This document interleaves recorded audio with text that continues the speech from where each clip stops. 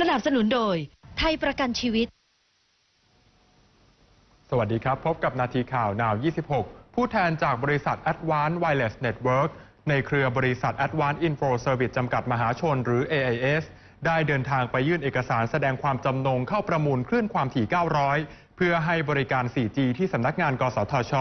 พร้อมหนังสือรับรองจากสถาบันการเงินหรือแบงก์การันตีจากธนาคารกรุงเทพและธนาคารกสิกรไทยเป็นจำนวนเงิน 3,783 ล้านบาท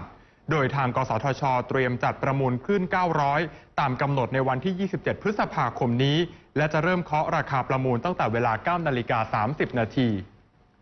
ประธานาธิบดีฟรองซัว ออลลองของฝรั่งเศสประกาศยืนหยัดแผนปฏิรูปตลาดแรงงานไม่หวั่นแม้จะเกิดการประท้วงรุนแรงรอบใหม่และคะแนนนิยมต่อตัวเขาจะลดต่ำลงเป็นประวัติการณ์ก่อนการเลือกตั้งที่อาจจะมีขึ้นในปีหน้าโดยนายออลลองให้เหตุผลว่าการต่อสู้กับปัญหาการว่างงานยังไม่ประสบความสำเร็จและเขาอยากให้ประชาชนมองเขาในฐานะประธานาธิบดีผู้สร้างการปฏิรูปไม่ใช่ผู้นำที่ไม่ทำอะไรเลยติดตามข่าวสาระบันเทิงและวาไรตี้ได้ทางช่อง Now 26 ครับ